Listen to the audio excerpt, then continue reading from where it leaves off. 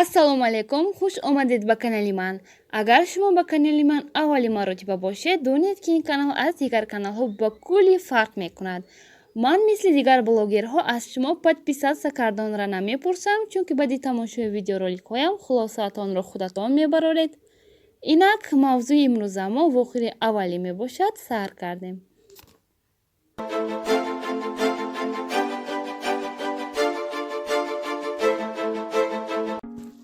ба фикрам ҳар ҷавоне ки бо бонуво мехӯрад ҳаракат мекунад то ба ӯ писанд ояд. албатта духтарон ҳар гуна мебошанд ва аз ҳамин сабаб рецепти ягонаи ба ҳамаи духтарон писанд меомадагӣ мавҷуд нест. вале новобаста аз ин якчанд сир ва қоидаҳои роҳ ба қалби бонуро гуфта мегузарем.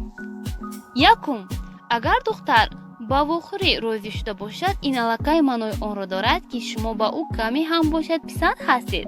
аллакай ба дили духтар 20% роҳ ёфтед, вале ӯ дар бораи шумо хеле кам медонад ва баҳо додагӣ нест.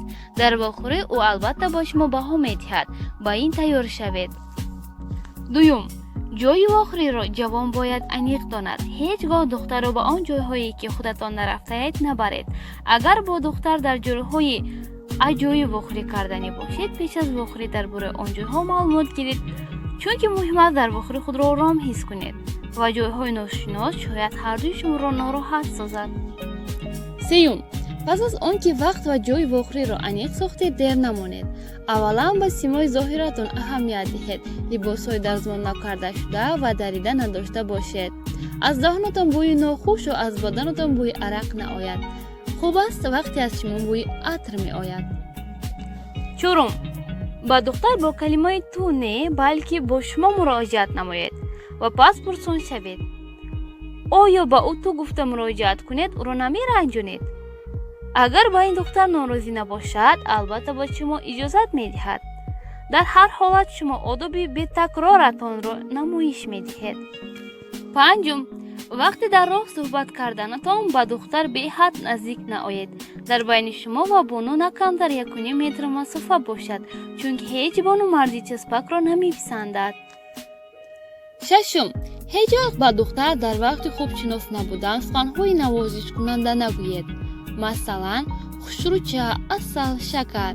ин сабаб ба он мешавад, то духтар шуморо ҷиддӣ қабул накарда ба шумо баҳои паст диҳад ва шояд ба вохурии навбатӣ розӣ нашавад.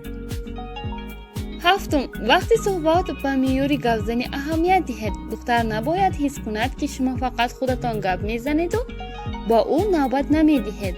бисёртар дар бораи бону фаҳмидан хостанатонро намоиш дода ба ӯ саволҳои зиёд диҳед ва ҷавоби онро бо диққат гӯш созед. вале саволҳои шумо набояд баҳодиҳанда бошаду ӯро нороҳат созад. ҳаштум, дар ҳар ҳолат самимӣ бошед ва ба рӯятон ниқоб монда ролбозӣ накунед.